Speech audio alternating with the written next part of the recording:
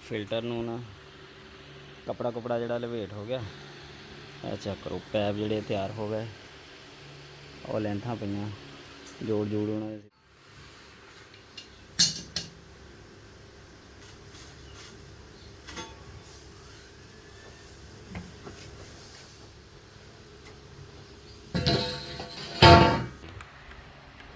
ਇਹ ਥੱਲੇ ਜਾਂਦਾ ਜੀ ਇੱਕ ਪੈਪ ਫਿਲਟਰ ਦੇ ਵਿੱਚ। ਸਹੀ। ਹੁਣ ਇੱਥੋਂ ਚੱਲਣਗੇ ਦੋ ਪੈਪ। ਆਪਣਾ ਬਰਮਾ ਲੱਗਿਆ ਸੀਗਾ ਜੀ 30 ਫੁੱਟ। ਸਹੀ। ਇਹਨੂੰ ਵਾਲ ਨੂੰ ਰੱਖਿਆ ਆਪਾਂ 25 ਫੁੱਟਾਂ ਦੇ। ਸਹੀ। ਖੁਸ਼ਕੀ ਤੋਂ 5 ਫੁੱਟ ਉੱਤੇ ਹੈ ਜੀ ਇਹ। ਸਹੀ। ਹਾਂਜੀ।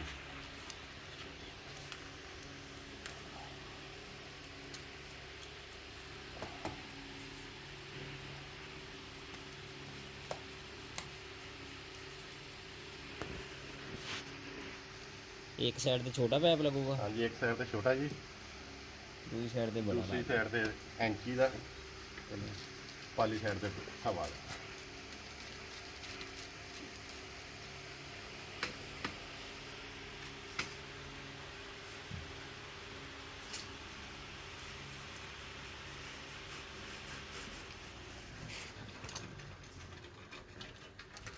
ਇਹ ਦੋਨਾਂ 'ਚ ਪਾਣੀ ਪਾਈਦਾ ਕਿ ਇੱਕ 'ਚ? ਇੱਕ 'ਚ ਪਾਈਦਾ ਜੀ, ਦੋਨਾਂ 'ਚ ਆ ਜਾਂਦਾ। ਸਹੀ। ਇਹ ਆਪਸ 'ਚ ਪਾਣੀ ਤੋਲ ਹੁੰਦੇ ਜੀ ਬਰਾਬਰ। ਸਹੀ। ਤੇ ਜਦੋਂ ਇਹ ਦੋਨੇ ਬਰਾਬਰ ਹੋ ਗਏ ਪਾਣੀ ਪੈਪ, ਫੇਰ ਪੰਪ ਕੱਸਣਾ? ਹਾਂਜੀ, ਫੇਰ ਪੰਪ ਕੱਟ ਹੋਣਾ ਜੀ। ਸਹੀ। ਇਹ ਪਾਣੀ ਹੈ ਵਿੱਚ ਨੂੰ।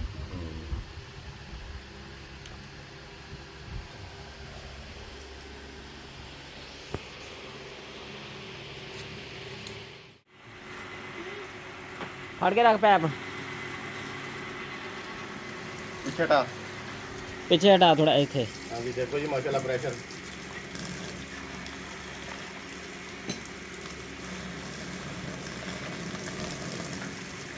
ਦੋਨੋਂ ਜੀ ਵੀ ਪੰਪ ਚੱਲ ਰਿਹਾ, ਆਸਤਾ ਪਾਣੀ ਸਾਫ਼ ਹੋ ਜਾਏਗਾ।